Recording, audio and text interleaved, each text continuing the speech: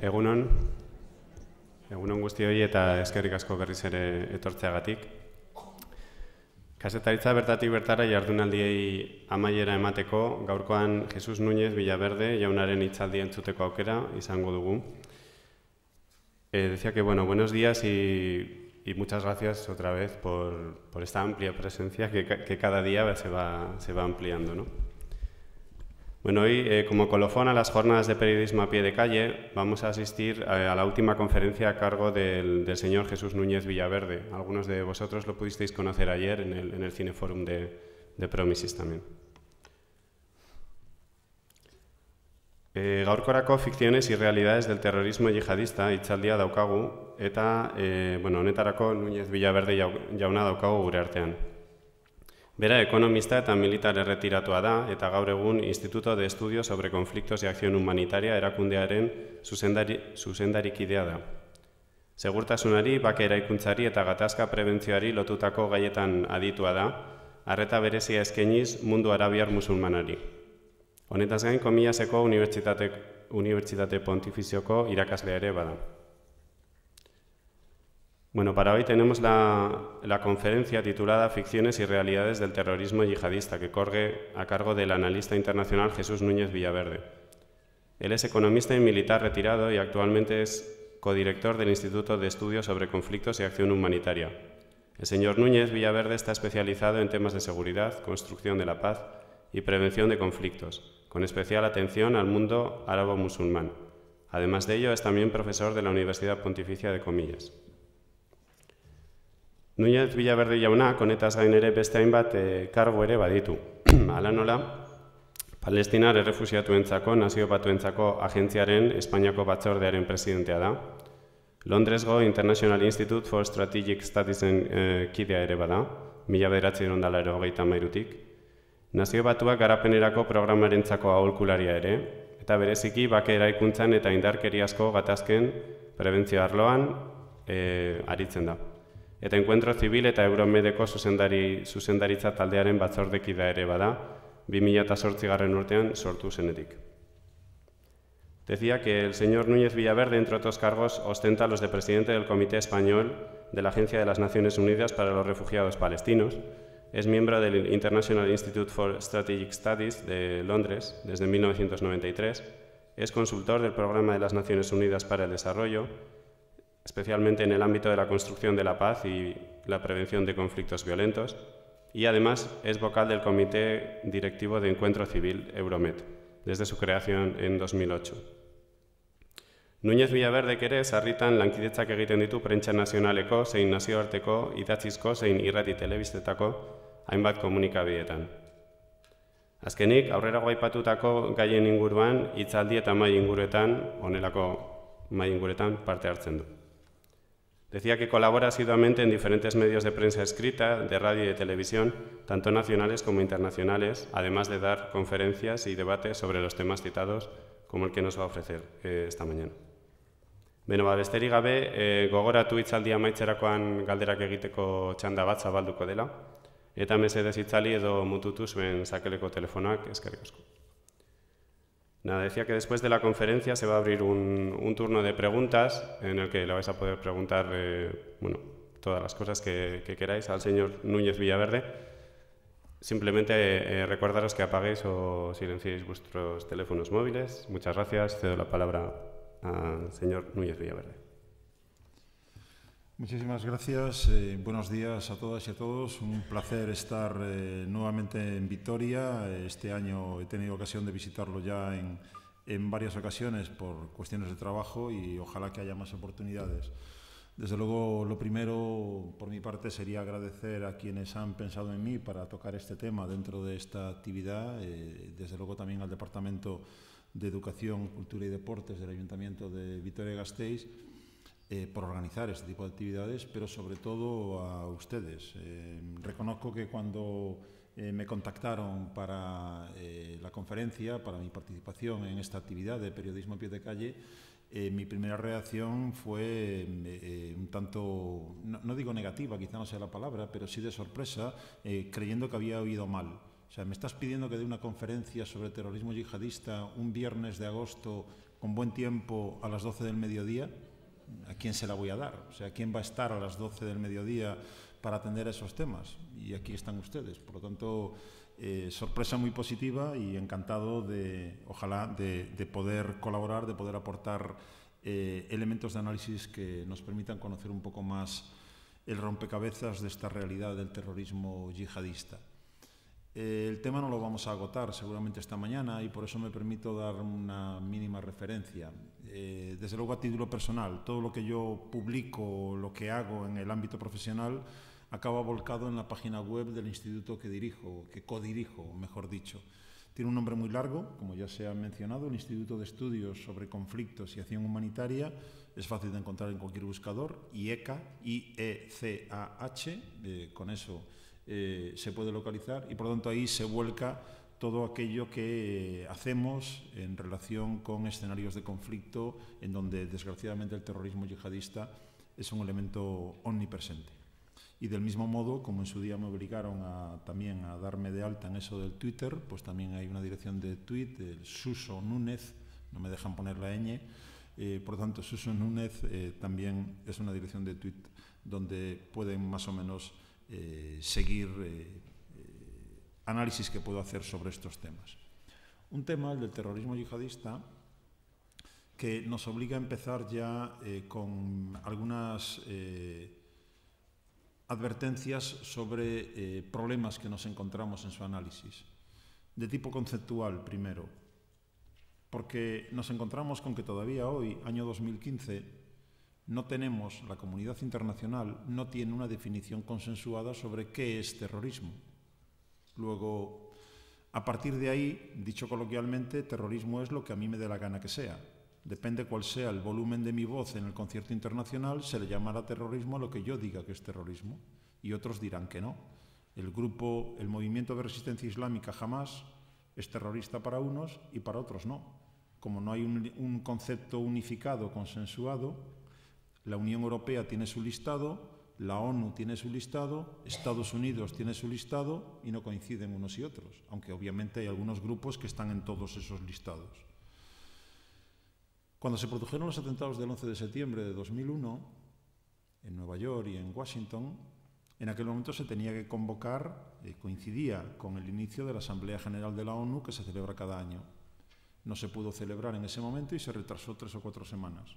Cuando se iniciaron los trabajos de la Asamblea se autoimpuso la tarea de definir de una vez por todas qué era terrorismo.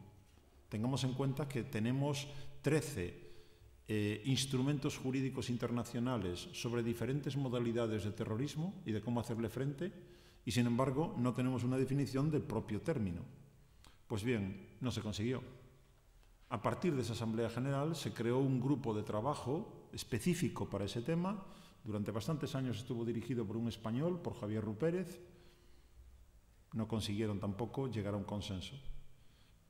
Uno de los elementos fundamentales, por darles el ejemplo, lo que los israelíes consideran que es defensa del Estado frente a terroristas, los palestinos consideran que es terrorismo de Estado.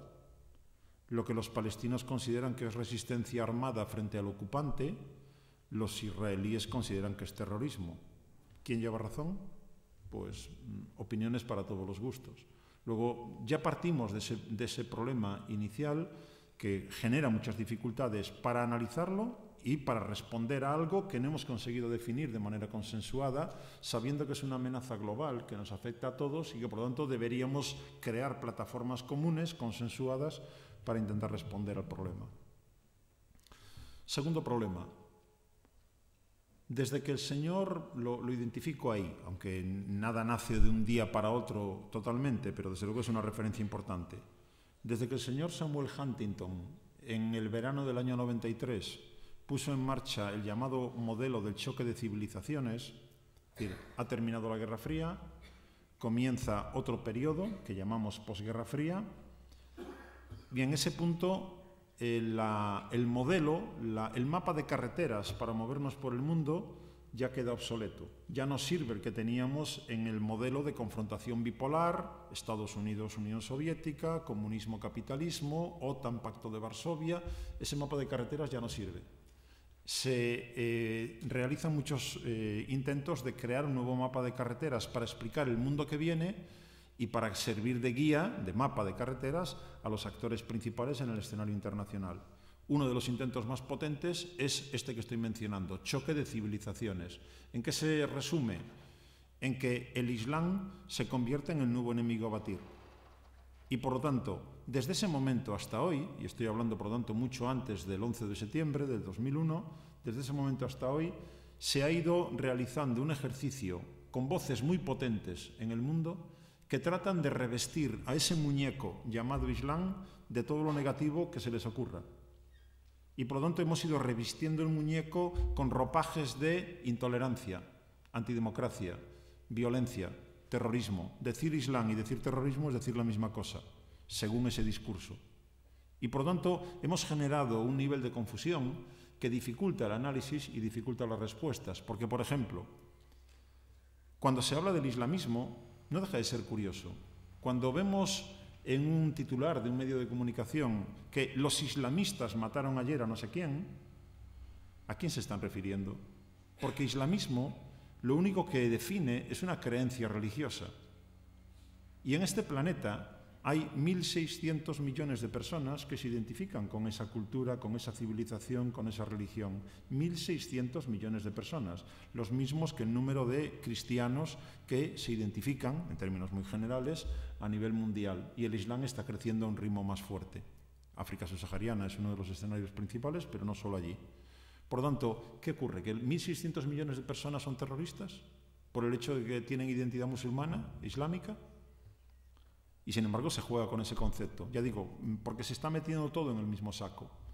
Del mismo modo, lo decía Hassan II cuando era rey de Marruecos. Decía, si hablamos de islamismo, el primer islamista del reino soy yo.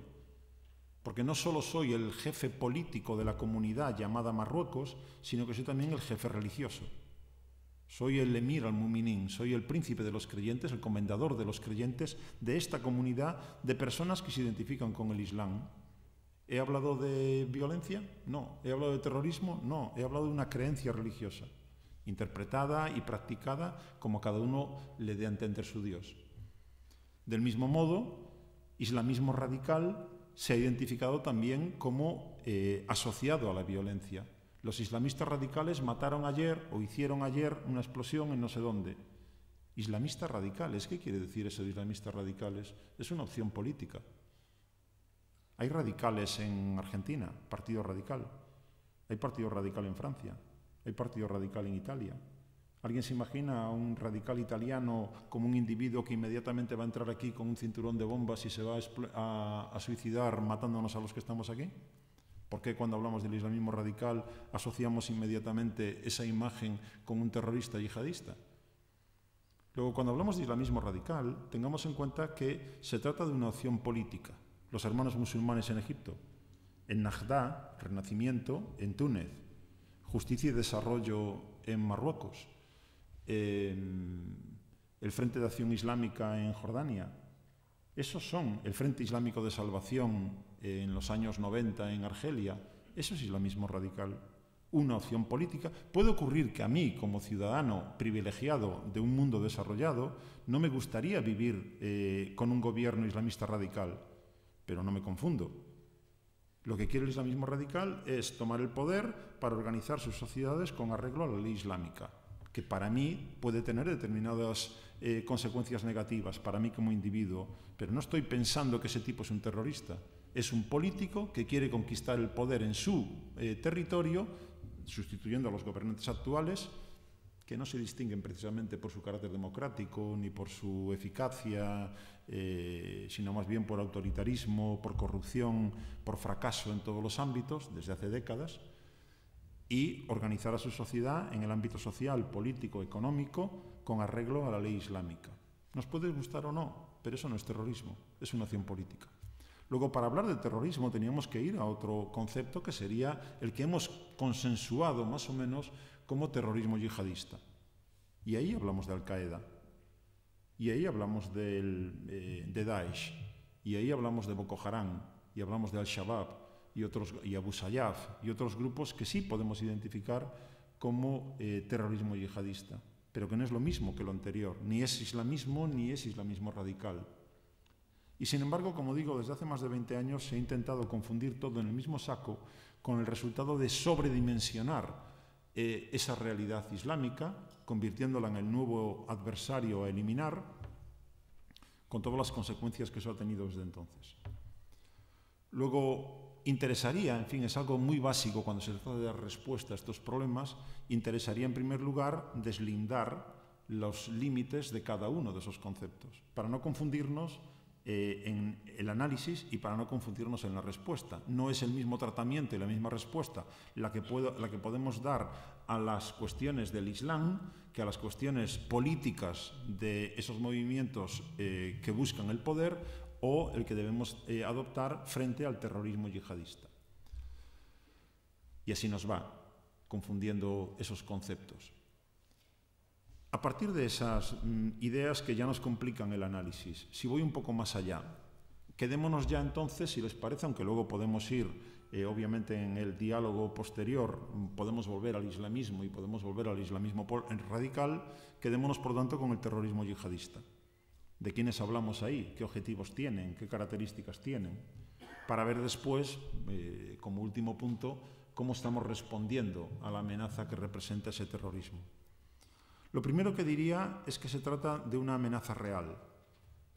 Lo digo para eliminar ya desde el principio cualquier intento, porque teorías conspiranoicas las tenemos todos los días circulando, de que esto es una amenaza fantasma, una amenaza inventada, de que Bin Laden no ha existido, poco menos que no ha existido, o que si existió estaba a sueldo de la CIA y por tanto jugaba nuestro juego, y que todo es simplemente una farsa.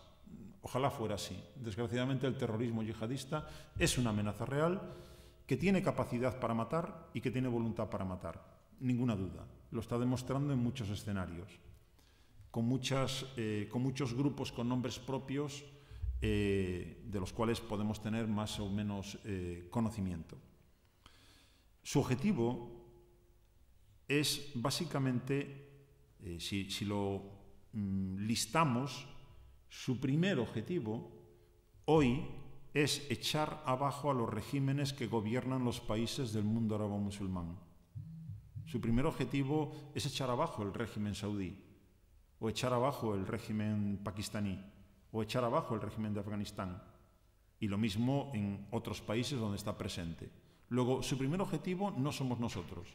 Su primer objetivo son los gobernantes, los regímenes políticos de esos países, que a sus ojos son infieles, a sus ojos son corruptos, a sus ojos son fracasados, a sus ojos son ineficientes, son autoritarios, son dictatoriales.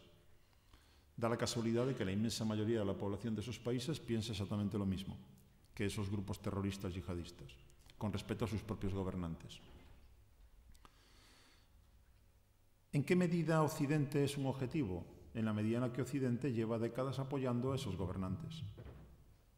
Por lo tanto, si yo pretendo echar abajo a mi gobernante y mi gobernante está en el poder fundamentalmente porque tiene un aparato represivo que me calla la boca la mayoría de las veces o me corta la cabeza si públicamente protesto, y ese aparato represivo se lo ha dado Occidente, que es quien le suministra las armas, y además Occidente se dedica, y estoy hablando de Occidente, eso quiere decir Estados Unidos y Unión Europea fundamentalmente, y Occidente se dedica desde hace décadas a defender a esos gobernantes, pues Occidente se convierte también en un objetivo para ese terrorismo yihadista.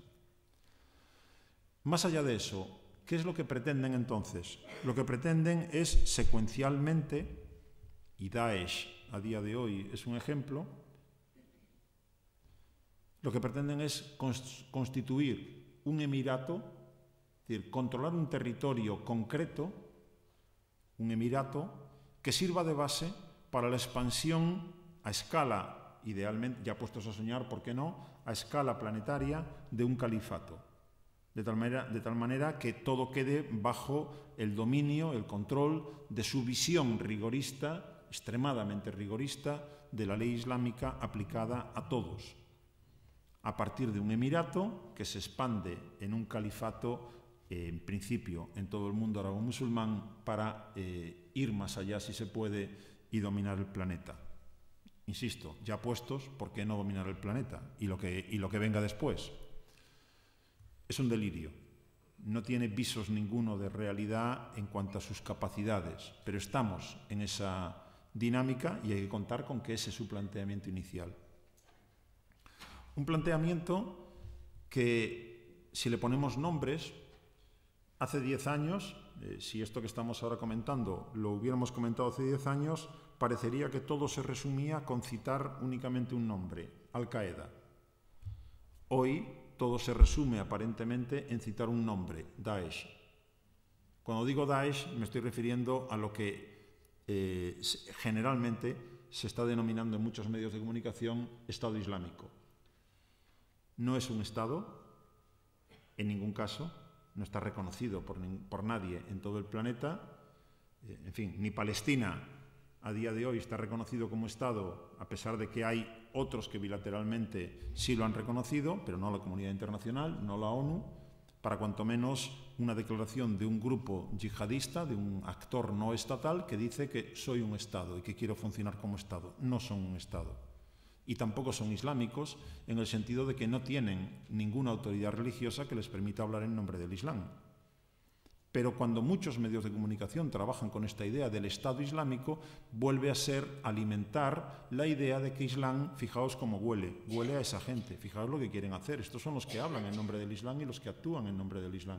No tiene el autoproclamado califa Ibrahim, Abu Bakr al-Baghdadi, el líder de Daesh, tiene la misma autoridad religiosa en el Islam que yo, es decir, ninguna, por mucho que se autoproclame califa. Luego, no le concedamos más autoridad de la que tiene, haciéndolo pasar por un portavoz del Islam, salvo que lo que queramos es transmitir la idea negativa de mira el Islam cómo actúa y cómo funciona. Bien, Daesh parecería, por lo tanto, que resume hoy la realidad de ese terrorismo yihadista.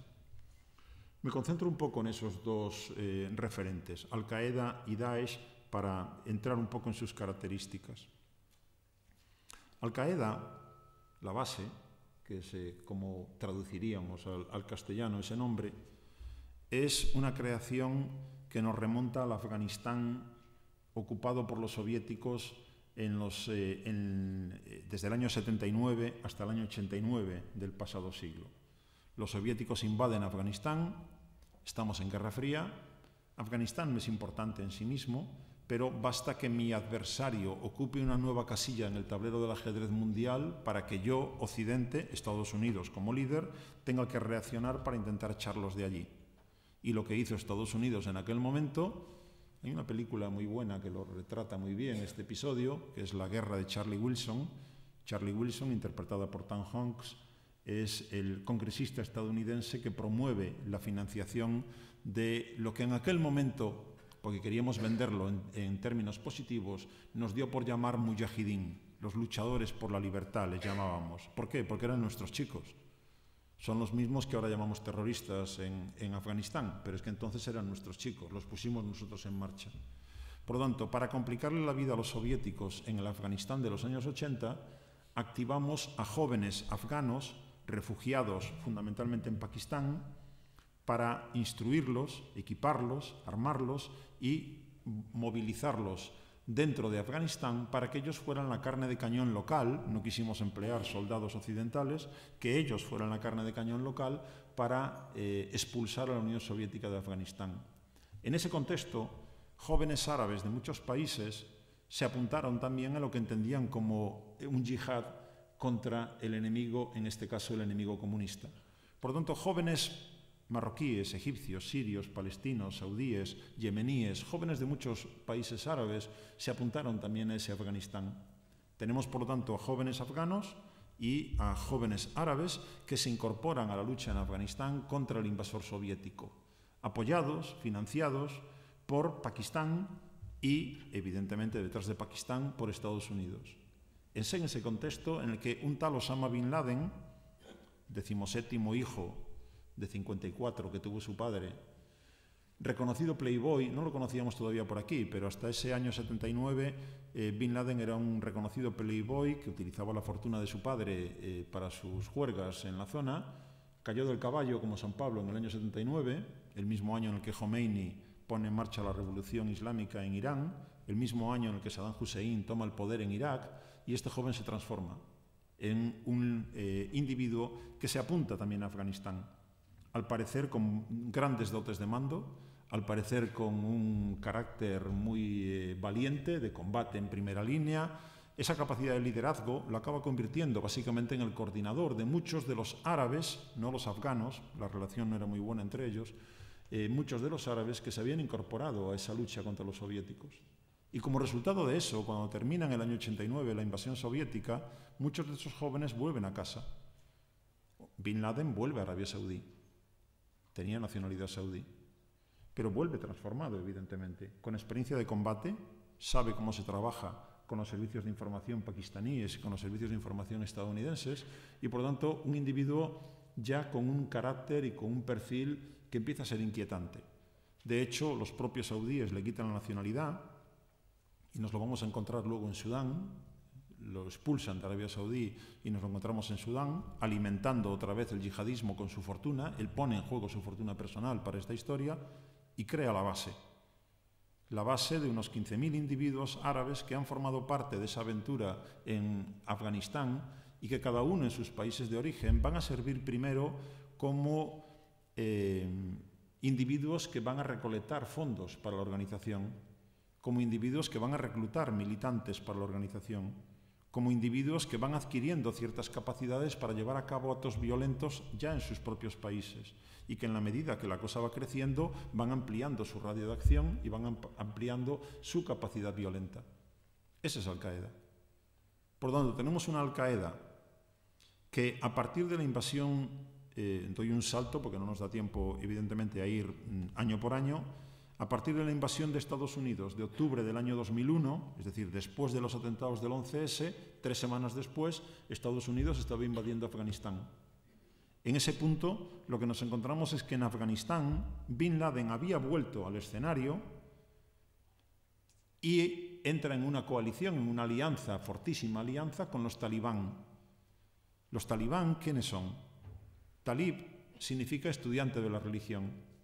Los talibán es el plural de talib, por lo tanto los define en su conjunto. Los talibán son otra vez jóvenes afganos refugiados en Pakistán, en las madrasas, en las escuelas coránicas, críos, adolescentes, jóvenes que han aprendido prácticamente de memoria el Corán, pero que tampoco tienen una gran formación en ninguna otra materia, pero son puros, en el sentido de que no están corrompidos.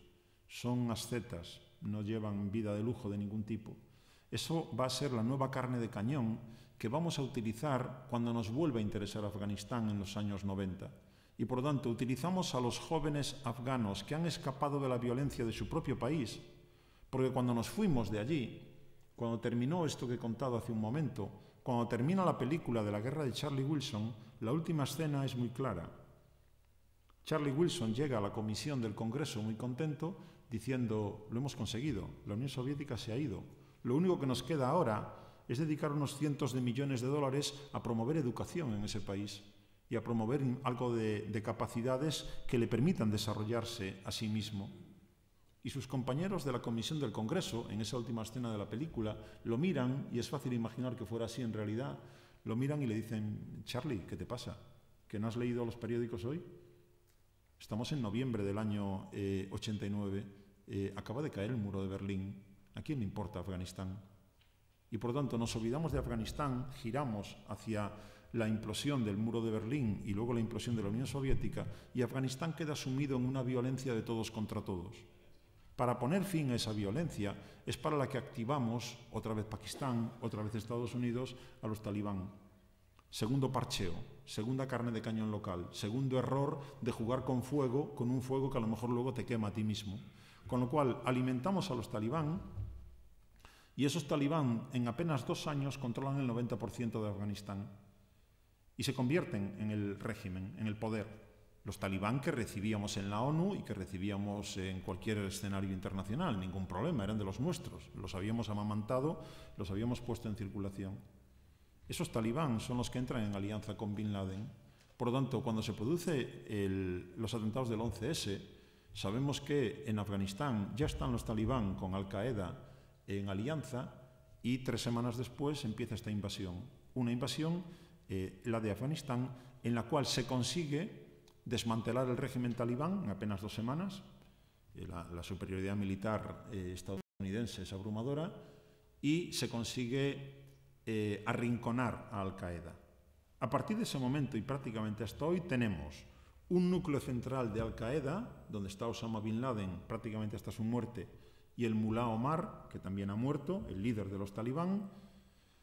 Los tenemos en la frontera entre Afganistán y Pakistán, con más o menos consentimiento de los pakistaníes y de otros, pero allí están.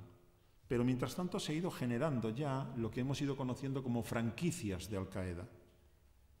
Es decir, la red terrorista Al-Qaeda es una red no jerárquica, sino una red que permite al mismo tiempo tener un núcleo central arrinconado, asediado, con la eliminación de muchos de sus dirigentes en esa zona de Pakistán y Afganistán, y franquicias en algunos países. De ahí surge, la que tenemos más cerca de aquí, de España, es Al-Qaeda en el Magreb Islámico, que a su vez surge de otros grupos yihadistas anteriores, argelinos, tunecinos y libios. Tenemos Al-Qaeda en la península arábiga, quizá la más potente de las franquicias de Al-Qaeda, que actuó primero en Arabia Saudí y que ahora está fundamentalmente en Yemen. Y teníamos Al-Qaeda en Irak.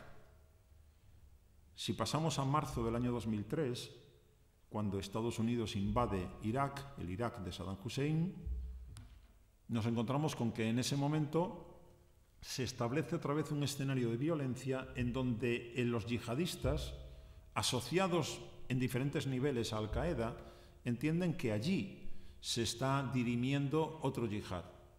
Después del que había habido contra el enemigo comunista de la Unión Soviética en los 80, ahora contra el líder mundial, contra Estados Unidos. Y se apuntan muchos jóvenes árabes de muchos países, incluyendo, como digo, los que ya habían formado parte de la base de Al-Qaeda. Es en ese contexto en el que Al-Qaeda en Irak se conforma como una de las franquicias potentes de la organización. Esa Al-Qaeda en Irak de hace 10 años es hoy Daesh. Simplemente ha cambiado el nombre, pero son los mismos, en su núcleo, en su estructura principal. Por lo tanto, lo de hoy no es muy distinto. A fin de cuentas, es la evolución de una franquicia de Al-Qaeda, la de Irak en concreto. Porque Irak se interpreta así muchas veces en los análisis sobre el terrorismo yihadista. Si el Afganistán que he mencionado antes fue la escuela del yihadismo, el Irak de la década pasada, de esta década pasada, ha sido su universidad. Se han enfrentado al mejor ejército del mundo. Han aprendido técnicas de destrucción, de violencia, mejor que en ningún otro sitio. Se han doctorado. Son más potentes que nunca porque se han enfrentado al mejor ejército. Y si sobrevives a ese enfrentamiento, eres muy listo. Sabes hacer muchas cosas y las haces bien, con tu perspectiva y con tus objetivos. Por lo tanto, esa es la Al-Qaeda que sale de la década pasada. Y luego hay grupos que se dicen asociados a Al-Qaeda, individuos incluso, los llamados lobos solitarios en general. Yo actúo porque me siento inspirado por el yihadismo que representa Al-Qaeda. ¿Quiere decir eso que cuando yo entro aquí para matar a unos cuantos, quiere decir eso que me lo está ordenando Osama Bin Laden la década pasada o Ayman al-Zawahiri hoy? No. Luego, no entendamos cada acto del terrorismo como el resultado de una organización jerárquica en la cual el gran jefe de la organización le está diciendo al último que se siente de algún modo identificado con la red que actúe de este modo o de este otro tal día, a tal hora, en tal sitio. No. Al-Qaeda hoy está activa, pero tiene una imagen alicaída, sobre todo si la comparamos con Daesh. Vayamos a Daesh, por tanto. Daesh, donde tiene hoy, con la misma idea, Daesh viene, por lo tanto, de Al-Qaeda. Ha cambiado el nombre. Ha conseguido, frente a Al-Qaeda, que plantea fundamentalmente la lucha contra el enemigo lejano, Estados Unidos, Daesh cambia la táctica. No, lo primero es constituir un emirato, controlemos un territorio y a partir de ahí ya veremos cómo podemos evolucionar. Por lo tanto, cuando ha vuelto a entrar en escena, estamos hablando de hace 1 año y medio, cuando ha vuelto a entrar en escena, ha aprovechado el vacío de poder en Irak y ha aprovechado el desastre de Siria. Y por lo tanto ha conseguido controlar una parte del territorio sirio y una parte del territorio iraquí, y ahí, el 29 de junio del pasado año, proclamó un califato. Le pusieron ese nombre, espero no confundirles.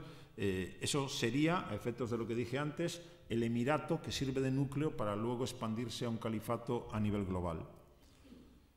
Parte de Siria, ¿qué parte? La parte este de Siria. ¿Qué quiere decir eso? La parte desértica de Siria, la parte prácticamente despoblada de Siria. Aunque haya por allí algún yacimiento petrolífero que otro, pero desde luego no es la parte vital que le interesa al régimen sirio mantener, que está al oeste. Y parte de Irak. ¿Qué parte de Irak? La parte que hay en medio del norte, que está básicamente en manos de los kurdos iraquíes, y la parte central y sur, que es donde están los chiíes iraquíes, los árabes chiíes iraquíes, que son los que gobiernan en Bagdad.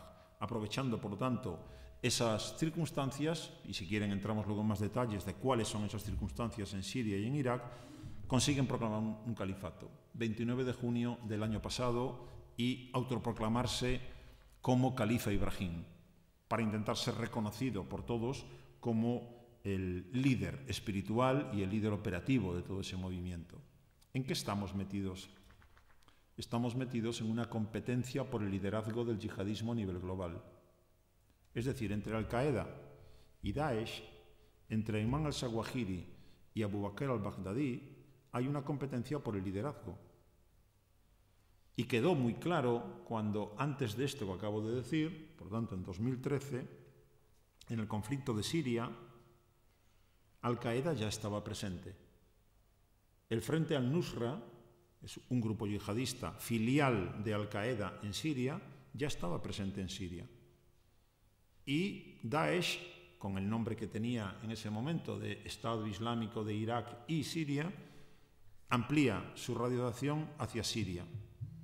Y el jefe, el gran jefe, Ayman al-Zawahiri, le dice a Abu Bakr al-Baghdadi: salte de ahí porque ya hay uno de los nuestros, ya están los de al-Nusra, salte de ahí y vuélvete a Irak. Y al-Baghdadi desobedece la orden. Estamos, por lo tanto, en una rebeldía, en una competencia por el liderazgo regional. No obedezco tus órdenes y compito contigo y voy creciendo. De tal forma que hoy Daesh es una marca que vende bien frente a una Al-Qaeda, como digo, con una imagen alicaída. Daesh va a ser desmantelado, ninguna duda. El pronóstico a largo plazo es igual que el de tantos otros antes que ellos. ¿Va a ser descabezado? Sí. ¿Va a ser desmantelado? Sí. ¿Va a ser resuelto el problema que representa el terrorismo yihadista? No. Sino que se volverá a recrear con otro nombre, en otras circunstancias, en otro punto de la geografía del mundo árabe-musulmán. Es fácil pronosticar eso. Ahora bien, dicho eso, a corto plazo, ese yihadismo de Daesh nos va a seguir dando muchos dolores de cabeza, sobre todo a la población de esos países, que son sus objetivos preferentes. Luego, desde esa perspectiva, podemos pensar que Daesh, en este último año, frente a imágenes que nos transmiten muchas veces los medios de comunicación occidentales, no está aumentando su radio de acción, sino intentando aguantar el territorio que conquistó el año pasado, en la primera mitad del año pasado. Ha perdido ciudades importantes ya en Irak, como Ramadi. Ha perdido ciudades no importantes estratégicamente, pero sí simbólicamente, como Kobani en Siria. Y es cierto que ha entrado en Palmira. ¿En qué juego estamos? Estamos en un juego en el que ninguno de los actores armados, ni en Siria ni en Irak, tiene capacidad suficiente para conseguir una victoria definitiva. Y por lo tanto lo que estamos es que si las fuerzas gubernamentales se concentran aquí para intentar reconquistarla, dejan vacío esta otra ciudad. Al dejar vacía esta ciudad, los de Daesh consiguen controlarla.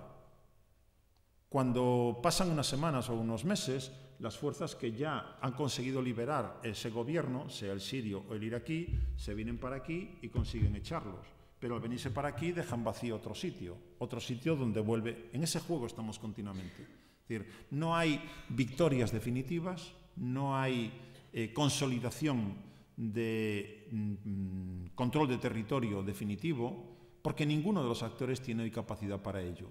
Daesh, ¿cuántos son Daesh? Porque parecería a veces que son millones, tal como nos lo venden. Se estima que Daesh puede tener unos 60.000 hombres. Obviamente las mujeres no cuentan en esta historia, puesto que son utilizadas para otras tareas. Unos 60.000 hombres. ¿Cuántos soldados tienen las Fuerzas Armadas iraquíes? Unos 270.000. ¿Cuántos peshmergas, milicianos kurdos iraquíes hay activos? Unos 200.000.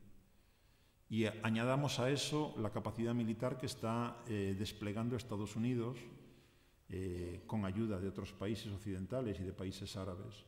Está claro que no tienen capacidad para aguantar ese envite, pero está claro que pueden seguir matando aquí y allá. Luego, la dinámica en la que estamos metidos hoy establece que Daesh está intentando aguantar en ese territorio que controló el año pasado y que de ese modo lo que busca es hacerse con el liderazgo global del yihadismo. Por eso lleva a cabo ese tipo de actos violentos tan extremos que desgraciadamente nuestros medios de comunicación le hacen la publicidad gratuita y emiten continuamente y difunden continuamente. ¿Por qué esos actos tan brutales? Más allá de su propio convencimiento de que eso es lo que hay que hacer. No es en ningún caso, nos equivocaríamos si lo planteamos así, no es en ningún caso una respuesta irracional, una respuesta fruto de la locura. Está muy calculada. Entendamos, el género humano es el que es. El género humano puede dar para componer la 9ª Sinfonía de Beethoven y puede dar para matar en masa a todo lo que se nos ponga por delante. Y es el mismo ser humano el que lo hace. Luego, en este caso, ese tipo de actos buscan claramente, son calculados. Es decir, igual que la violación de mujeres en muchas de las guerras que hoy tenemos en el planeta es algo calculado y planificado. No se violan cientos de miles de mujeres en República Democrática del Congo porque a un individuo se le ocurre en ese momento aprovechar la circunstancia, sino porque alguien planifica eso como arma de guerra. Pues del mismo modo, este tipo de actos violentos de Daesh buscan 3 cosas al menos. Por un lado, buscan un efecto disuasorio con respecto a la población que ya controlan. Mira lo que te puede pasar si no haces caso a lo que te estoy diciendo, porque te puedo hacer lo mismo que a este. En segundo lugar, buscan militantes. En esa competencia con Al-Qaeda, yo, Daesh, tengo un territorio, tú no tienes, yo gano batallas, yo estoy todos los días en los medios de comunicación. Si alguno de vosotros quiere apuntarse al yihadismo, tendrá claro que tiene que venir conmigo. La mía es la marca que vende, la de Al-Qaeda no vende mucho ya. Luego, venid conmigo. Luego se busca atraer a esa gente. Recordemos que quienes están en estos grupos no son todos. No podemos identificar a todos como ideológicamente yihadistas. Junto a esos, que los hay, está el que se encuentra en ese grupo por vengar a algún familiar que le han matado. Las fuerzas gubernamentales, Occidente, quien sea.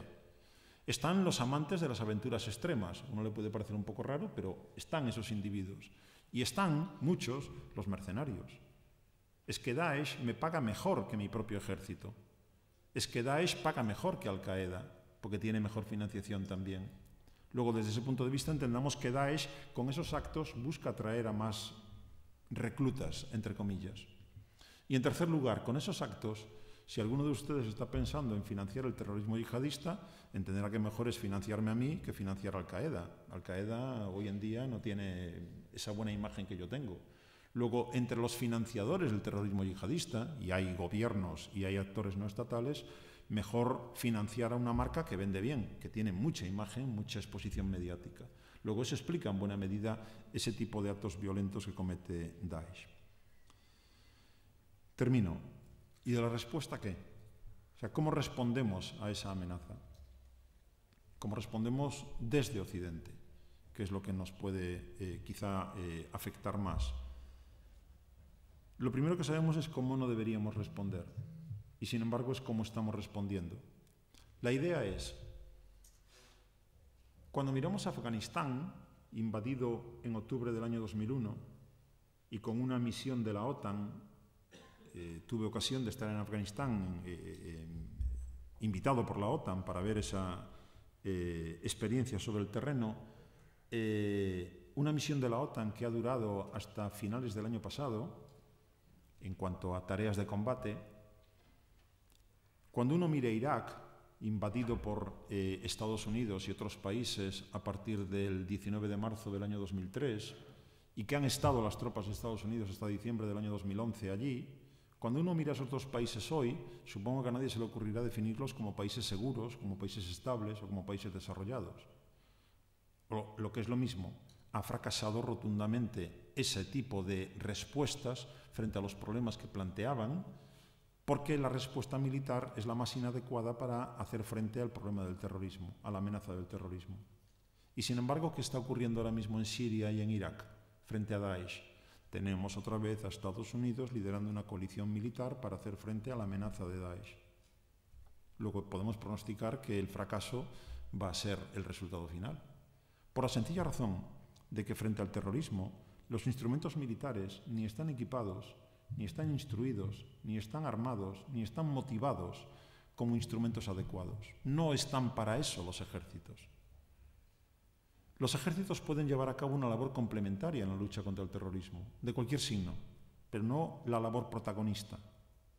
Porque si no atendemos a las causas estructurales de tipo social, de tipo político, de tipo económico, que sirven de caldo de cultivo al terrorismo yihadista, lo único que podemos conseguir es ganar algo de tiempo, pero no resolver el problema.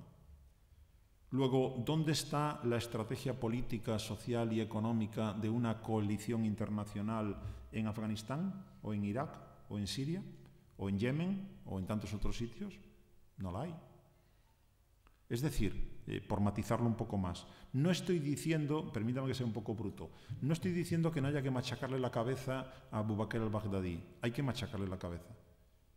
Llegados a estas alturas, es difícil sentarse a la mesa a negociar con ese individuo. Un individuo que creo que ha tenido un error estratégico, además. ¿Recuerdan el caso del piloto jordano que quemaron vivo? Lo quemaron a los 2 o 3 días de haberlo capturado. Y sin embargo mantuvieron la farsa de que se estaba negociando con el gobierno jordano su liberación a cambio de determinadas cosas. Lo que me has dicho es que no tiene sentido negociar contigo. Es una farsa.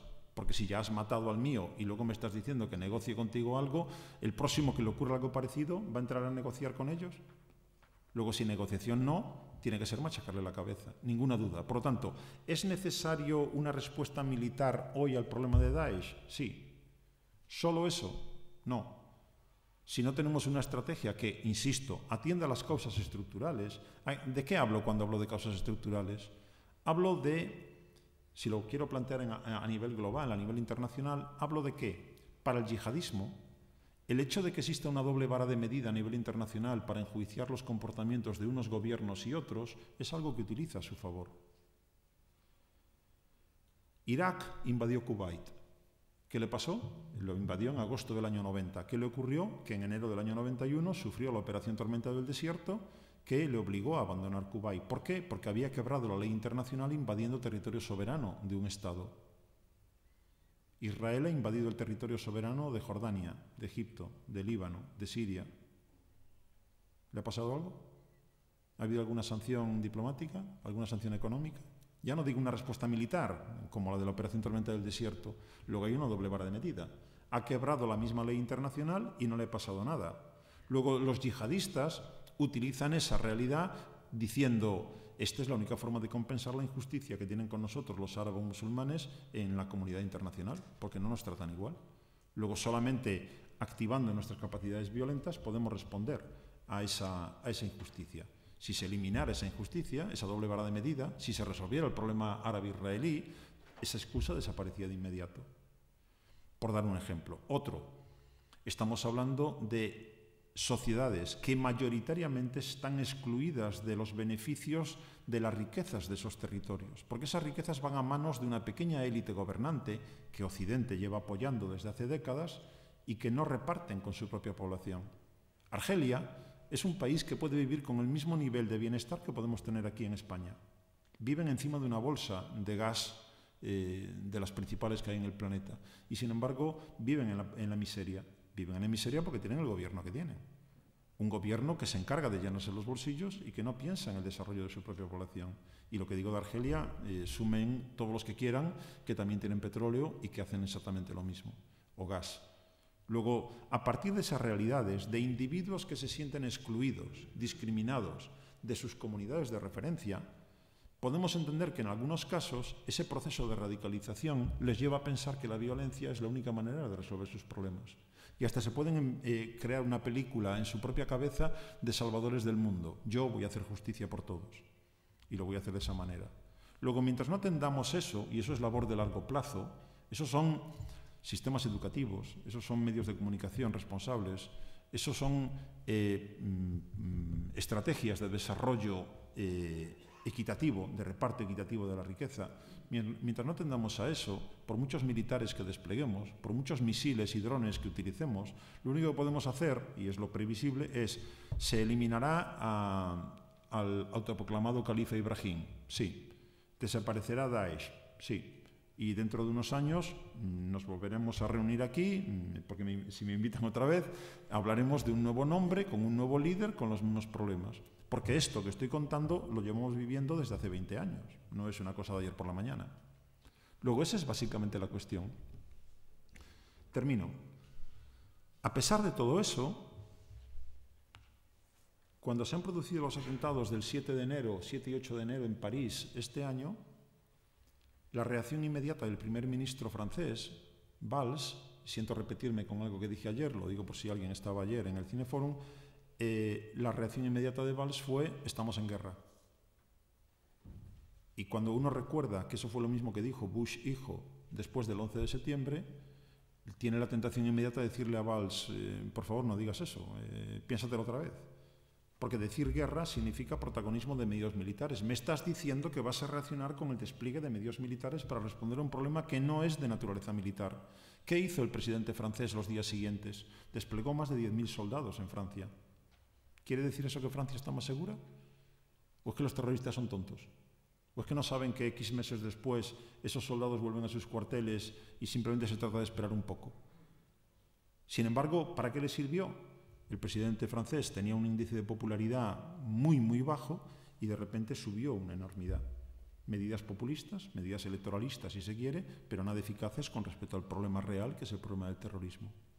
Esa misma semana, nuestro ministro de Exteriores dijo que el terrorismo yihadista era la principal amenaza a nuestras vidas occidentales. Señor ministro, no. A mí me preocupa más el nivel de desigualdad que se está generando en mi país. Porque sé que la desigualdad, quienes nos dedicamos al estudio de la prevención de conflictos y de la construcción de la paz, sabemos que no hay ningún factor belígeno tan potente como la desigualdad. Desigualdad social, desigualdad política, desigualdad económica. Es decir, a efectos de violencia, no es lo mismo que todos los que estamos en esta sala, todos tengamos solamente €1 en el bolsillo, que significará que vivimos por la línea de pobreza, a que haya 5 o 6 de nosotros que tengamos, me incluyo, claro, que tengamos 100.000 euros en el bolsillo y los demás tengan solamente €1. Esa desigualdad, compartiendo un mismo territorio, por codicia o por agravio, son los motores más potentes que pueden llevar a la violencia. A mí me preocupa que España, antes de que empezara la crisis, era el segundo país de la OCDE con menos nivel de desigualdad y hoy es el segundo país de la OCDE con mayor nivel de desigualdad en solo 8 años. A mí eso me preocupa más. Y me preocupa que haya un 35% de niños en este país que no comen 3 veces al día. A mí eso me preocupa más. Esas son amenazas directas, en clave de seguridad humana, esas son amenazas directas. La probabilidad de que yo vaya a morir por un atentado terrorista, yihadista, es mínima. Y tengo que asumirla, no tengo más remedio. España ha estado, está y seguirá estando en la lista de objetivos del terrorismo yihadista. ¿Por qué? Porque somos occidentales, por lo tanto corresponsables de la situación que hay. Y además geográficamente estamos aquí, no estamos en Nueva Zelanda. Por lo tanto nos toca. Es algo que tenemos que asumir. Ya digo, es fácil decirlo, luego cada uno lo maneja como puede internamente, pero esa es la realidad en la que nos movemos. Luego, pongo un solo ejemplo y finalizo ahí. Desde la perspectiva de la seguridad humana, lo que me debe preocupar es salvar vidas humanas y preservar vidas humanas. ¿Cuánta gente murió? El último año del que tenemos datos es 2013. ¿Cuánta gente murió en el mundo por atentados terroristas en el año 2013? Ya digo, con el problemilla de que no sabemos qué es el terrorismo, pero los centros que se dedican a estos temas llegan a esas estimaciones. En el año 2013 hubo unos 10.000 atentados terroristas en todo el mundo, de los cuales la mitad no produjeron ninguna víctima mortal. La otra mitad, 5.000 atentados, produjeron 18.000 muertos en todo el planeta por terrorismo. De esos 18.000 muertos, 16.000 se produjeron en Afganistán, Siria, Irak, Somalia y Nigeria. No Alemania, no España, no Francia, ¿de acuerdo? En esos países. Son ellos las principales víctimas del terrorismo yihadista. Luego, lo amplío más. Desde el año 2000 hasta el 2013, en todo el mundo se han cometido unos 107.000 atentados terroristas. 107.000, de los cuales solo el 5% se han producido en el territorio de un país de la OCDE, de un país rico, como el nuestro. Solo el 5%. ¿Cuánta gente muere cada día en el planeta por deshidratación y por hambre y por diarrea? ¿O es que morir por hambre o por diarrea no tiene el mismo valor que morir por una bomba terrorista? Porque si nos preocupan las vidas humanas, tenemos que pensar que cada día mueren 35.000 personas por esas tonterías que acabo de decir. Tonterías que podemos resolver de un día para otro. Lo del terrorismo lo tenemos más complicado. Pero que haya 2.600 millones de personas en este planeta que no tienen un retrete a su alcance, significa que cada año cientos de miles de mujeres son violadas cuando van o vuelven fuera de su aldea porque no tienen un retrete en su domicilio y van a ser violadas, y significa que muchos niños mueren antes de los 5 años por la contaminación de aguas fecales con aguas potables. ¿Qué pasa? ¿Que construir un retrete en el siglo XXI es algo que escapa a nuestra capacidad tecnológica? ¿O es que nos da igual? ¿O es que son vidas de otro nivel? Porque no han muerto por un atentado terrorista. Luego, estamos ponderando mal el listado de las amenazas que nos afectan a los humanos. Y no es la amenaza terrorista. Entonces, si no es, ¿por qué nos la machacan y nos llenan la cabeza con ese tema todos los días los medios de comunicación y nuestros gobernantes? Mi interpretación clara es que estamos en un juego interesado, inteligente, que determina que en ese delicado equilibrio entre libertad y seguridad en la que nos movemos los privilegiados que estamos en sociedades democráticas y desarrolladas, en ese delicado equilibrio es muy fácil jugar si se consigue atemorizar a la población. Si yo consigo atemorizarles con la idea de que en cuanto salgamos por esa puerta los yihadistas nos van a machacar la cabeza a cada uno, estarán dispuestos todos ustedes a ceder algo en sus libertades a cambio de que yo les garantice un poquito más de seguridad, poniendo más policías, desplegando soldados o lo que haga falta en estos términos llamativos, aparentes, visibles. Luego, ¿en dónde estamos metidos? Estamos metidos en un ejercicio que sobredimensiona la importancia de esta amenaza, insisto, amenaza real en todo caso, que hay que atender, porque de ese modo es más fácil recortar el marco de derechos y libertades que nos define como sociedades abiertas. Ahí está la ley Mordaza, ahí está la ley que acaba de aprobar Francia, sin seguridad jurídica ninguna para entrar en comunicaciones privadas, en domicilios y donde haga falta.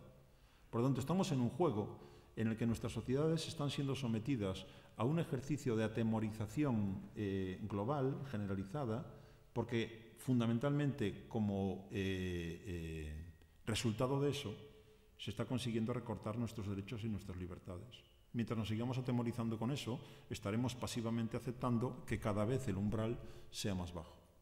Depende de nosotros también, por lo tanto, reaccionar frente a eso. Si les parece, lo dejo aquí y podemos pasar al diálogo, al debate sobre cualquier tema. Gracias.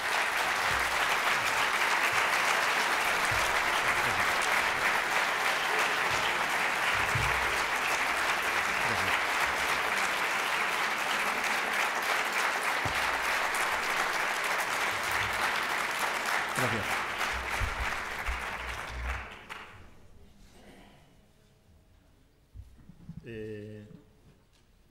¿Llevo yo el tema? ¿Lo lleva alguien?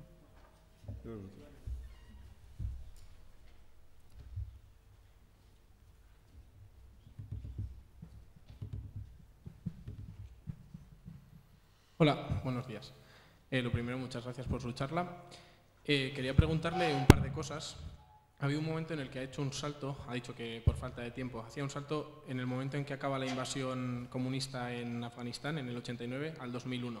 Quería saber si puede contar brevemente qué es lo que pasa ahí para que Al-Qaeda y...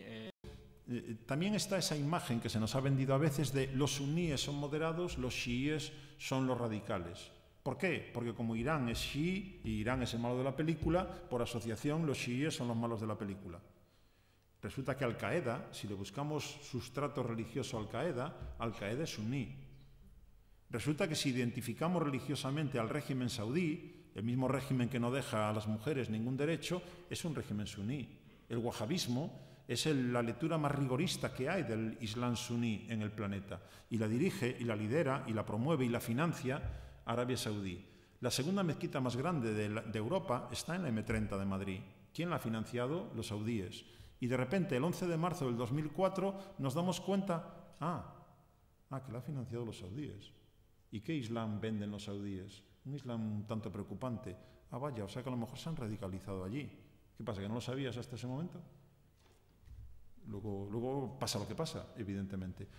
A donde voy con esto, por lo tanto, es, por resumir, no se trata de guerras de religión, sino que la religión es un elemento que hoy, manipulado adecuadamente por unos y por otros, sirve como elemento de confrontación, sin más, sin que sea más pacífico el Islam o menos pacífico que ninguna otra religión.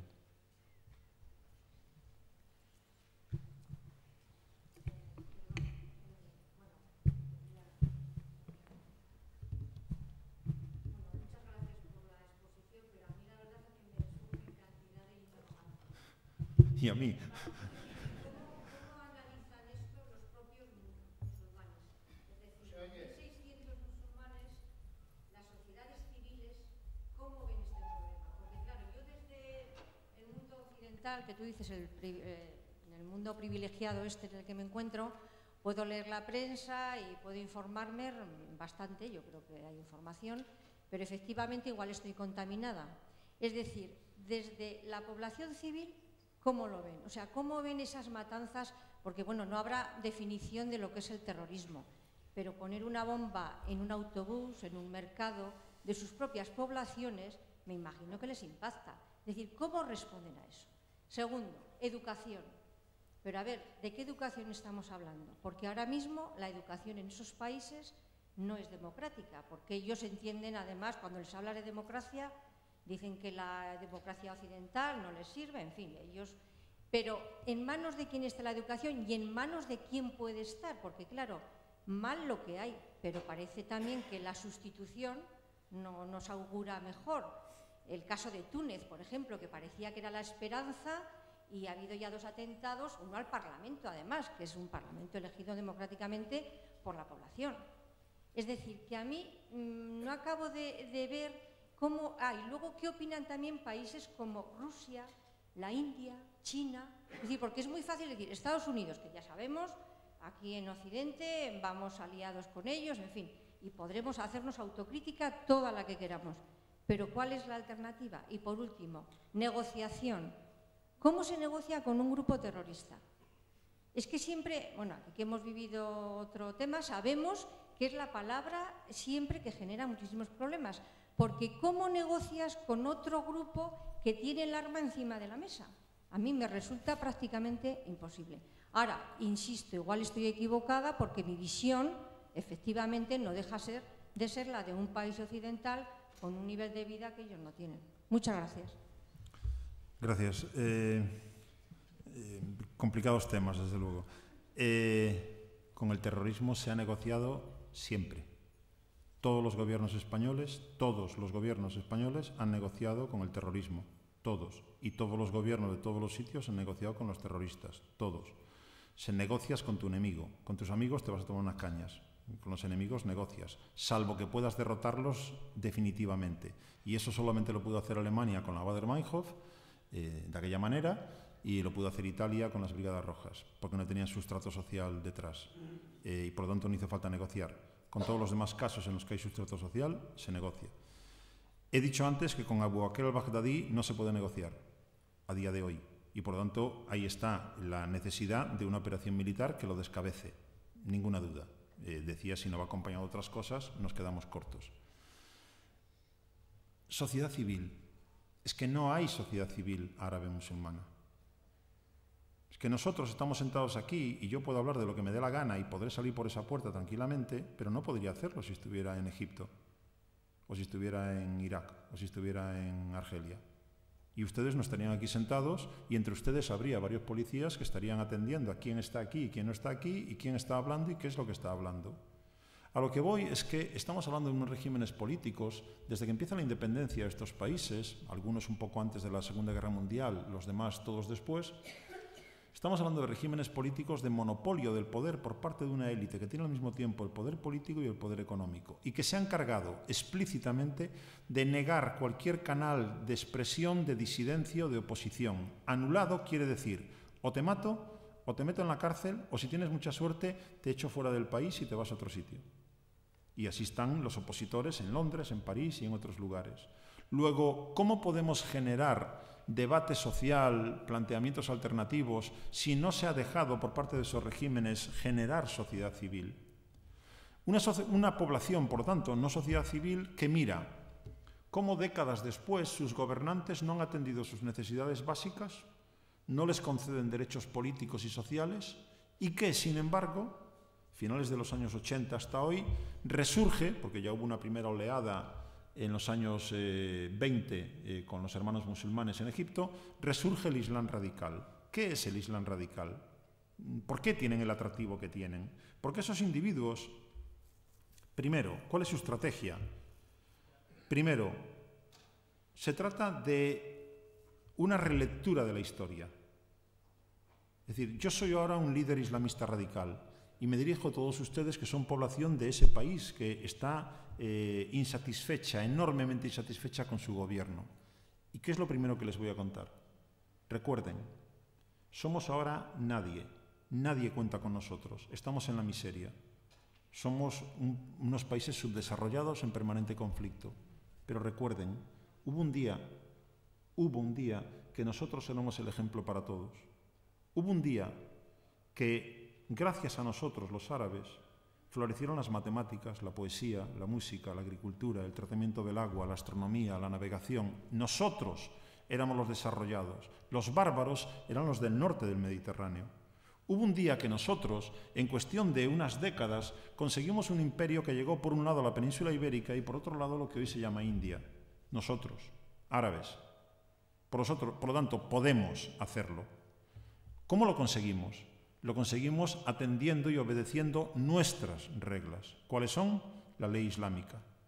Porque recordemos que el Corán lo que nos está diciendo, a diferencia de la Biblia es la palabra de Dios pasada por la mano del hombre. El Corán se lo dio Alá a Mahoma. Toma, esto es lo que te digo que hay que hacer. ¿Quién de ustedes es capaz de hacer una constitución mejor que lo que ya mi Dios nos ha dado a todos? Por lo tanto, mi constitución está hecha. El Corán es un libro no solamente para regular todos los órdenes de la vida individual de cada islamista, sino para regular la vida colectiva en el ámbito social, en el ámbito económico, en el ámbito de la guerra, cómo se hace la paz, etc. Lo tenemos ahí. Cojámoslo y apliquémoslo, porque cuando lo hicimos, fuimos grandes. Luego vinieron los otomanos, que vale, sí, eran musulmanes, pero ya no eran árabes como nosotros, y empezamos a perder peso, siglo XIV a principios del siglo XX. Y luego, cuando llegó la descolonización, los gobernantes que llegaron al poder en nuestros países, ¿quiénes son? Una pandilla de impresentables, que no están atendiendo a nuestras fórmulas, sino que están copiando de manera imperfecta capitalismo, comunismo u otros sistemas. Pero si lo tenemos aquí. Luego, ¿qué estoy diciéndoos? Estoy diciendo que cojamos otra vez nuestras fuentes originarias, por eso somos radicales, radicales en el sentido de ir a la raíz, de ir al fundamento. Mi raíz es el Islam, mi raíz es la ley que me dice mi Dios cómo tengo que organizarme. Hagámosle caso, organicémonos así y volveremos a ser grandes. ¿No engancha eso? ¿Alguien que no espera nada de su Estado, de su gobierno? Añadámosle que me voy a dedicar a continuación a denunciar a mis gobernantes. Fijaos lo impresentables que son, los estoy llamando impresentables todo el tiempo. Soy valiente, porque me puede costar la cabeza. Estoy dando un ejemplo de valentía ciudadana porque me estoy jugando la cabeza denunciando la corrupción y la ineficiencia de mis gobernantes. ¿No me hace eso más atractivo al conjunto de la población excluida de los beneficios de la riqueza? Y en tercer lugar, si hoy vamos a comer es porque mi organización islamista del barrio, ahí fuera, ha preparado una olla colectiva. Porque ustedes no tienen dinero para comer, pero la organización, que se va financiando de diferentes maneras, va a poder hacer una olla colectiva para todos. Y si alguno de ustedes tiene un problema de salud, no va a ir a un hospital público, donde o lleva dinero o no lo van a atender, aunque sea teóricamente gratuito. Van a venir a un ambulatorio de una hermandad musulmana. Por lo tanto, estoy parcheando los problemas que tienen ustedes. El Estado no lo hace.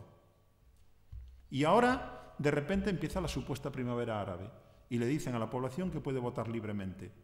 ¿A quién va a votar? ¿Va a votar a los impresentables de siempre? No. ¿Va a votar algún partido democrático o algo parecido? ¿Dónde están? Si no se les ha dejado ni empezar a andar. Por lo tanto, ¿qué votan? Islamismo radical. Y ha ganado Justicia y Desarrollo en Marruecos, y ha ganado en Najda en Túnez, y ha ganado Hermanos Musulmanes en Egipto, y ha ganado Justicia y Desarrollo en Turquía y en otros lugares. Han ganado los que están más cerca de la población, los que son vistos con atractivo como una alternativa para la población. ¿Cuál es el mensaje que le hemos dado? Hemos, porque nos incluye a los occidentales. Ganó el Frente Islámico de Salvación las elecciones en el año 91. ¿Qué vino a continuación? Golpe de Estado. Lo bendijimos. Ganó Hamás las elecciones en el territorio palestino ocupado, en el 25 de enero del año 2006. ¿Qué hicimos a continuación? Declararlo grupo terrorista, después de que habían ganado, declararlo grupo terrorista y anularlo como interlocutor. ¿Qué pasó en Egipto? Ganaron los Hermanos Musulmanes y Mohamed Mursi llegó a la presidencia, y un año después se dio un golpe de Estado por parte del señor al-Sisi, como he dicho antes, y lo hemos bendecido. ¿Qué mensaje le estamos enviando al islamismo radical? Les dijimos: si queréis llegar al poder, para aplicar vuestras fórmulas, pasad por las urnas, entrar en el juego político y a ver lo que sale, y si la población os apoya. Y dijeron: venga, vamos a jugar al juego político. Y han ganado. ¿Y qué ha ocurrido cada vez que han ganado? Los hemos expulsado. Ellos, los gobernantes de esos países, con nuestro apoyo y nuestra bendición. ¿Qué podemos esperar? ¿Que nos miren con simpatía los islamistas radicales?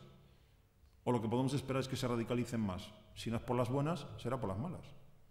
Luego estamos en esa línea. En ese contexto donde entra la educación libre o liberal, o como queramos llamarle, pues en los resquicios, solo para pequeñas élites que pueden mandar a sus hijos fuera. Porque allí dentro hay lo que hay. ¿Quiere decir eso que el Islam radical es lo peor que le puede pasar a esos países? No, lo peor que le puede pasar es seguir con los gobernantes que tiene. Porque como decía Abbasi Madani, el líder del Frente Islámico de Salvación en Argelia, cuando ganaron las elecciones, dice: mire, somos islamistas radicales, pero no somos tontos. Yo tengo gas y no me lo puedo comer, tengo que vendérselo a ustedes. Por lo tanto, nos vamos a entender. ¿A usted qué le importa lo del gas, no? Pues en eso nos vamos a entender. Y luego aquí déjeme organizarme como me dé a mí la gana. Ese era el planteamiento. ¿Les dejamos? No, golpe de Estado.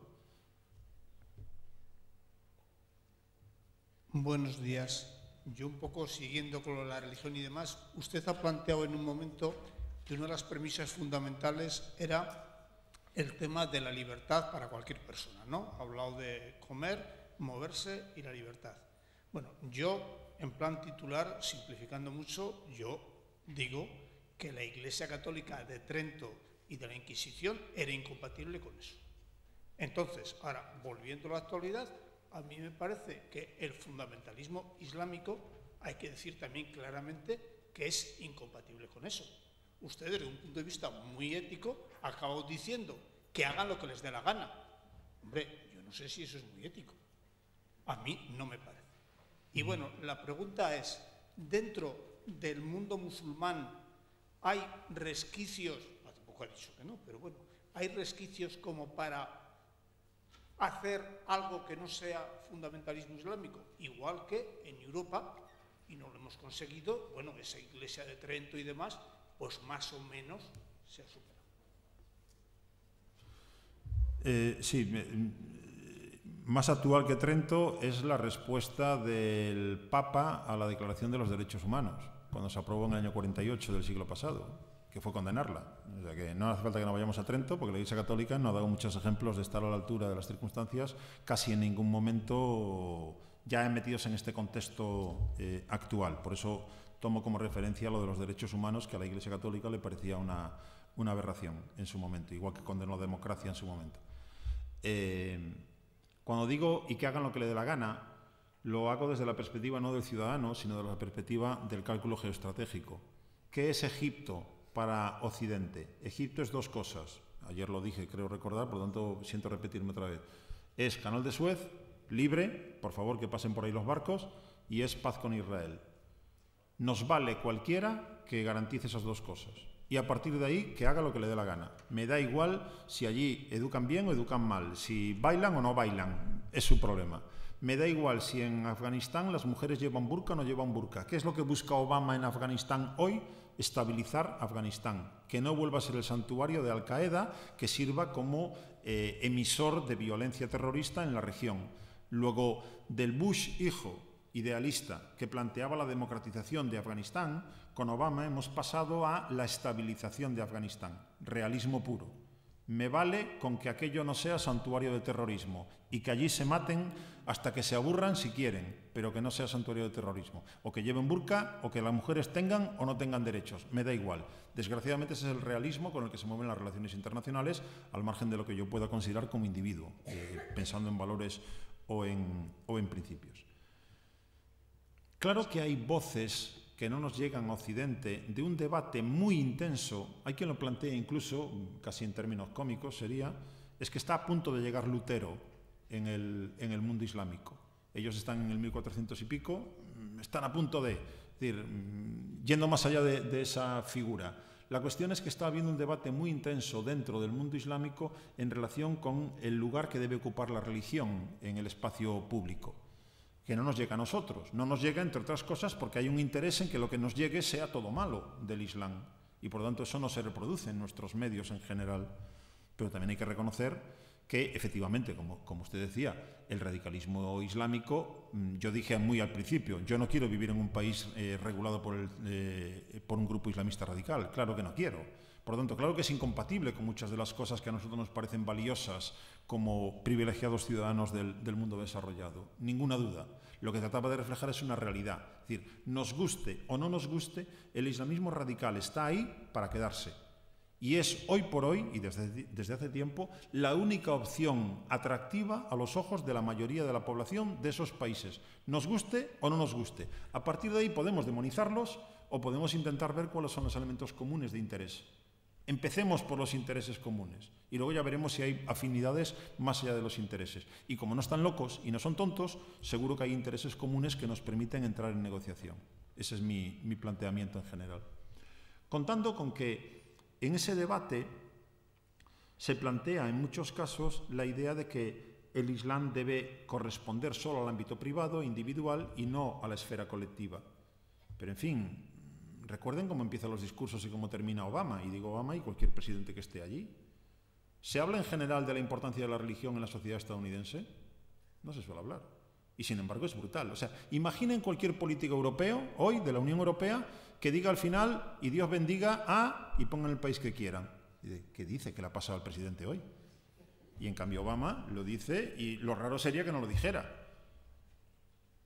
Por lo tanto, todavía en nuestras sociedades la religión tiene un peso enorme que no nos permite decir, no, solo está en la esfera privada, pero en la esfera pública ya ha desaparecido. En fin, nosotros somos un ejemplo bien claro de eso y muchos otros países. En su caso, por poner un nombre, Tariq Ramadan. Tariq Ramadan, nieto de Hassan al-Banna, fundador de los Hermanos Musulmanes, que es el origen de todo el islamismo radical, año 1928, Egipto, es profesor en una universidad en Suiza. Es un profesor que plantea que la democracia y el Islam son compatibles y se dirige fundamentalmente a los musulmanes que están en los países europeos. Es un individuo castigado en el sentido de que no puede entrar en Gran Bretaña, en Francia y en otros países porque dicen que está alimentando el radicalismo islámico. Mientras no entendamos, y eso para mí es también fundamental en la estrategia de respuesta, mientras no entendamos que para combatir la violencia yihadista es necesario tener como socios a autoridades islámicas, no entenderemos nada. Porque mientras seamos nosotros los occidentales los que digamos eso es malo de poner una bomba, pues ya está otra vez Occidente, ya nos lo pueden tomar por neocolonialismo, neopaternalismo, ya está Occidente otra vez con la misma matraca. Tienen que ser ellos mismos, tienen que ser las autoridades religiosas del Islam las que promuevan el discurso de que la violencia y el Islam, la violencia terrorista y el Islam no encajan. Luego busquemos esos interlocutores, promovamos esa sociedad civil, busquemos a esos individuos y démosle cancha para que tengan ese discurso que nos viene bien a nosotros también. ¿Lo estamos haciendo? No, todo el Islam es malo y ya está. Y todos los barbudos son malos. Y ya está. Yo me lo he recortado bastante para no tener grandes problemas. Sí, una cuestión... Perdona, pero no lo identifico. Ya. Mira, un poco una de las ideas que me ha parecido genial en la idea que has hecho y que conecta con un concepto de Zenberger, ¿no? Lo del perdedor radical, lo que has dicho tú, ¿no? La idea de que, bueno, el sistema occidental genera gente también que se siente desintegrada y totalmente marginada. Entonces, ¿hasta qué punto, porque es tres cuestiones, ¿no? Pero la primera, ¿hasta qué punto esta estrategia de Daesh, ¿no? De atracción? Entonces, la primera pregunta es sobre el rol del internacionalismo en Daesh. Quiero decir, y hay concretamente aquellos musulmanes que van desde Europa allí. Después las imágenes, ¿no? Desde Jihad, Joe, etc. ¿Cómo se utiliza? Tanto en los medios como eso. La segunda pregunta que va con esto, ¿no? Tú has dicho antes, Afganistán, Irak, son, vamos a decir, en el segundo caso has hablado de universidad, o sea, son campos de aprendizaje, ¿no? Entonces, el miedo que hay en el Parlamento Europeo de que esa gente que va a Siria, Irak, que tiene experiencia de guerra, como tú has dicho, en operaciones encubiertas, como se les llama ahora con los chavales, les gusta Black Ops y tal, ¿no? Cuando vuelven a Europa. El hecho de que el Parlamento Europeo haya debatido, hace un mes la consejera de Seguridad del Gobierno vasco nos dijo que estamos en alerta 4. Entonces, en esa estrategia se tiene esa información sobre lo que ha comentado aquí la gente. Educación, pero no estamos hablando de educación allí, sino aquí, ¿no? Porque el Parlamento Europeo tiene una parte que es lo que tú has dicho, es policial. La estrategia, se debate esa estrategia, pero hay una pata que es muy importante, que es educación, prevención aquí. Si tienes información, porque hay dos casos, yo he estado rastrando y no he conseguido nada. El Parlamento Europeo en ese informe cita dos casos exitosos, uno es Bélgica y otro Dinamarca. Entonces, si tienes información sobre eso. Y el tercero, sobre utilización. ¿Cuál es el rol? ¿Qué opinión tienes? ¿Mito o realidad? Las mujeres luchadoras, ahora el tercero, Kobani, el papel de las mujeres peshmergas. Esa idea de que dos tetas, con dos tetas no tienes paraíso. Es decir, que aquello que aterra a los luchadores fornidos, violentos y la hostia, es una mujer que les mete una bala en la cabeza. Entonces, ¿realidad o estamos en una campaña de propaganda organizada por los kurdos? Muchísimas gracias. Gracias. Por empezar por el final, Kobani, ciudad cercana a la frontera con Turquía, en Siria, no es militarmente importante. Y por lo tanto ha sido un error estratégico de Daesh empecinarse en mantener el control de esa ciudad, porque eso le ha obligado a concentrar fuerzas allí para defenderla, lo cual lo ha hecho un objetivo rentable para un ataque aéreo, por ejemplo. Hasta ahora la ventaja que tenía era que si no fijas al enemigo, es muy difícil que tengas objetivos rentables para poder montar una operación de ataque aéreo o de asalto a ese lugar. En Kobani dieron esa oportunidad y han tenido muchísimas pérdidas. Pérdidas que han sido fundamentalmente derivadas de un actor que, como no interesa promover, pues se ha quedado ahí casi escondido, que es el PKK, es decir, el Partido del Kurdistán, de los Trabajadores del Kurdistán, los kurdos turcos, han tenido un papel sobresaliente en operaciones contra Daesh, tanto en Kobani como en otros lugares del Kurdistán iraquí. Pero como el PKK es de los malos de la película, pues no interesa darles cancha, pero tuvieron un papel muy relevante. Claro que ha habido mujeres en esa operación, pero sin subirme ni bajarme de la realidad, anecdótico. O sea, no estamos hablando de falanges femeninas atacando a los malotes de Daesh. Han estado. Ocurre desgraciadamente, tenemos tantos ejemplos, ocurre desgraciadamente que en general las mujeres, Argelia en su guerra contra Francia y tantas otras, las mujeres en el mundo árabe han estado en primera línea en las revoluciones y en las guerras, y en cuanto han terminado las han hecho volver a su casa y ya no han podido jugar ningún otro papel. Por lo tanto, me temo que aquí ocurra algo similar. La primera cuestión que planteabas, perdón, se me ha ido.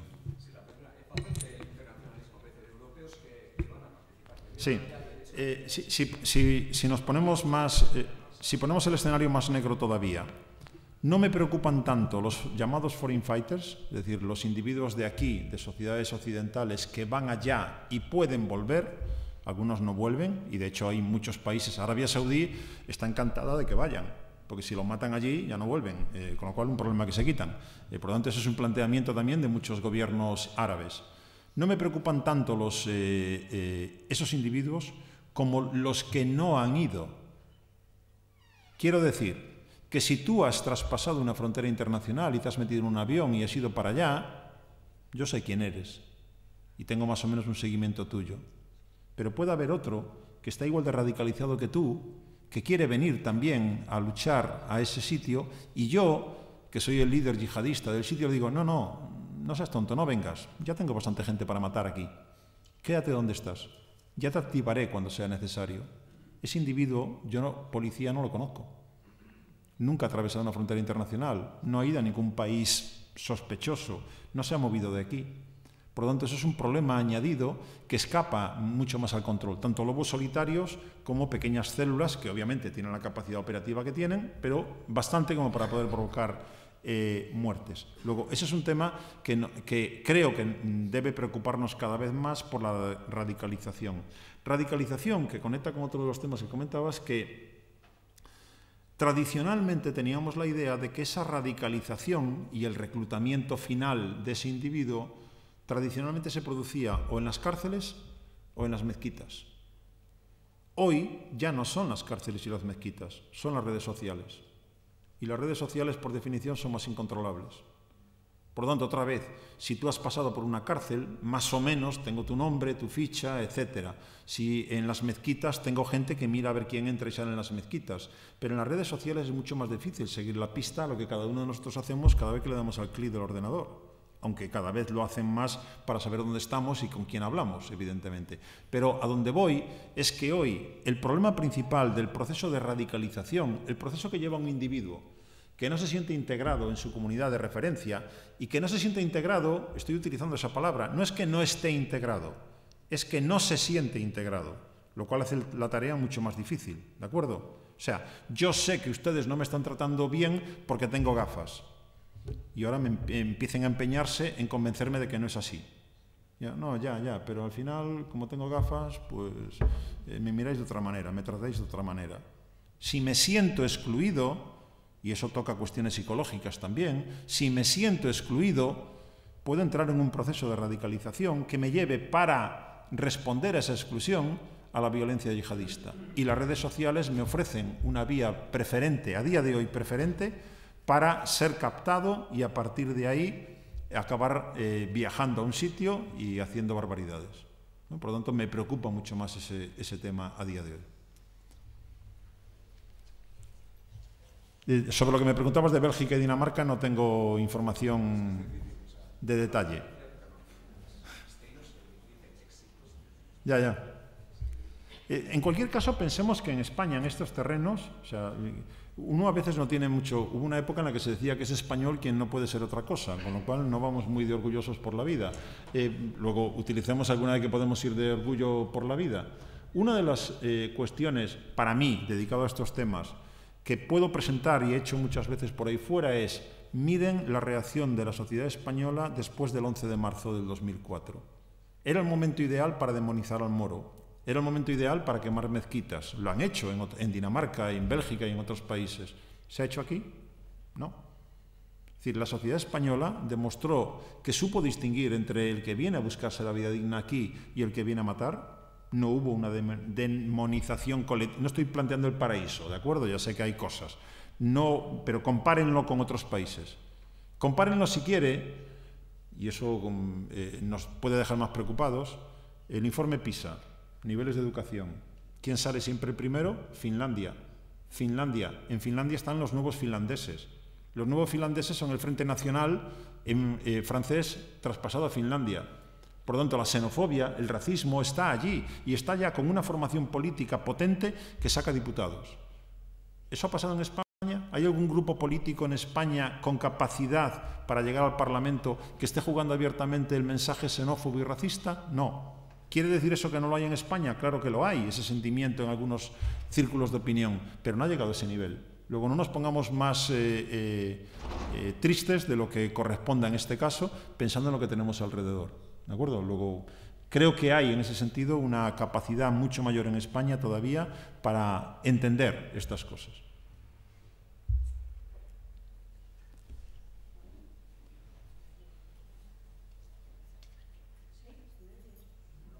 Yo sí, pero no sé si...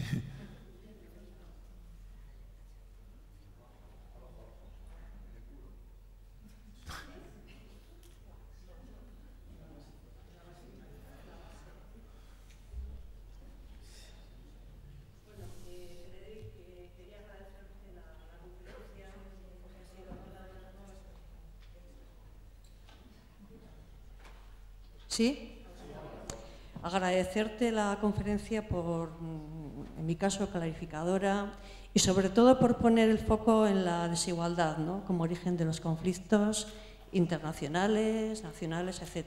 Y luego una duda, una aportación, quería preguntarte, ya se ha mencionado, pero el papel de las mujeres, que, bueno, más o menos tenemos ciertas fotos, ciertas imágenes de aquello que se llamó Primavera Árabe, que allí hubo cierto protagonismo, se veía mujeres al frente de manifestaciones, de mítines, etcétera, y luego desaparecieron, tal como has dicho tú. Entonces, ¿qué pasa ahí con las mujeres, ¿no? ¿Dónde están en el Daesh? ¿Cómo están? Y cómo están también en el otro lado. Y gracias. Desde luego, en todo lo que toca a las mujeres, no tengo la más mínima duda de que la principal asignatura pendiente que tiene el Islam hoy, siglo XXI, es el papel de las mujeres en las sociedades musulmanas. Es la principal, entre otras cosas porque significa en muchos casos eliminar la participación en cualquier ámbito de la vida de la mitad de la población. Y eso es un lujo que no se pueden permitir esos países. Y luego hay contrastes. Con la misma... Túnez es una república con una constitución en donde se reconoce el papel del Islam, y Arabia Saudí también. En Arabia Saudí una mujer, como bien saben, no puede conducir un coche. En Túnez hay mujeres que son piloto de avión transatlántico. Una vez más es la interpretación que se le quiera dar a la norma. Luego la posición de las mujeres es muy distinta en unos lugares que en otros. Otra de las situaciones de contraste claro es Irán. No hay ningún sitio del mundo islámico donde las mujeres tengan un papel más activo que en Irán. Político, económico, académico, etc. Luego, también puede contrastar a veces con la impresión que puede transmitir el régimen iraní con esa doble legitimidad religiosa y democrática que tiene ese país. En Daesh, pues, como diría yo, pues como en las FARC colombianas. Igual sirven para cocinar, que en un momento determinado como objeto sexual, que en un momento determinado para combatir en primera línea. Igual. Y ahí no hay ningún componente que tenga que ver con el Islam. La mujer en la sociedad del siglo XXI, con toda la diversidad de situaciones que se pueden dar en un grupo armado. No, es que las reclutan para decirles que van a salvar el mundo y luego las convierten en esclavas sexuales. Es algo nuevo, es la primera vez que se hace. Por parte del terrorismo yihadista, no lo ha hecho ningún grupo armado antes. ¿Cómo habrán convencido los de las FARC a sus mujeres para que se apunten al tema? Supongo que con argumentos bastante parecidos. Luego, en este punto ni subiría ni bajaría el nivel de importancia de los factores que llevan a que esas mujeres jueguen diferentes papeles dentro de esa organización. Y fuera de ellos, como digo, con mucha diversidad, partiendo de esa base que, por lo tanto, lo primero que he comentado, es la principal asignatura pendiente. No tiene resuelto el Islam qué hacer con las mujeres en la vida pública, porque en muchos casos todavía hay textos legales. Marruecos ha aprobado y reformado, por lo tanto, el Estatuto de la Mujer. El hecho de que exista un Estatuto de la Mujer ya te está significando y particularizando con respecto a la globalidad. No hay un Estatuto del Hombre. Lo hay de la mujer porque parte de una situación que ha ido mejorando. Muchas veces decimos de Marruecos que Marruecos da pasos positivos, lo que pasa que lo da a escala homeopática. Y entonces, claro, a escala homeopática, hasta que llegue a cruzar al otro lado va a pasar un poquito de tiempo, pero sí es cierto que Marruecos no va para atrás, va para adelante. Bueno, pues depende si lo vemos a velocidad de tortuga o a velocidad de Usain Bolt para ver a dónde llega. Y desgraciadamente, en ningún caso, las mujeres están plenamente representadas. Pero en fin, claro, no quiero... O sea, lo digo, o sea, ¿qué pasa? ¿Que las mujeres aquí en España cobran el mismo salario que los hombres a igualdad de trabajo? Luego, no miremos con tanta superioridad la cosa, ¿de acuerdo? Porque bien sabemos lo que ocurre aquí.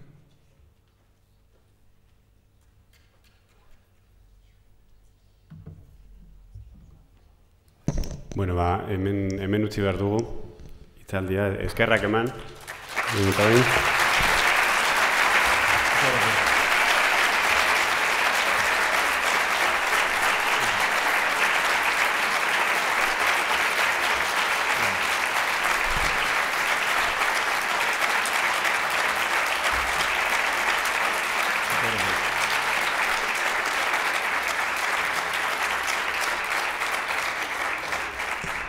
Bueno, esaten ari nintzen bezala, eskerrak eman Núñez Villaverde jaunari emandako hitzaldiagatik eta erantzun dituen galdera guztiengatik.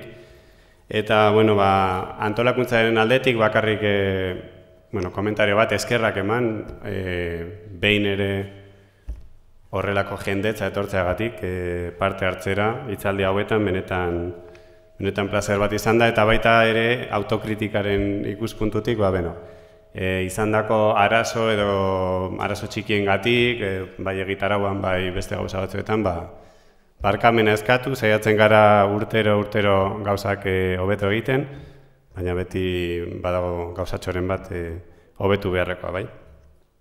Eta orain joan baino lehen bakarrik gogoraratu, arratsaldean jarraitzen dugula, 7:00 hemen berriro elkartuko garela, mahai inguru bat daukagu arratsaldean 7:00 jihadismoeki alde hurbilean titulopean oso interesgarria izango dena, ziurazki Núñez Villaverderekin, Mikel Aiestaran eta Andoni Lubaki uste dut egongo direla arratsaldean, eta jardunaldiei amaiera emateko 10:30 ondo baldin badokat, Paradise Now filma eskainiko dela Florida Cinemaretan. Honekin eskerrak eman berriz ere eta hurrengo arte. Nada, decía que muchas gracias al señor Núñez Villaverde, tanto por su exposición como por el posterior desarrollo de todas las preguntas que se le han planteado. Y nada, desde la organización dar las gracias un año más por vuestra asistencia, vuestra participación. Cada año es mayor y la verdad es que estamos muy agradecidos.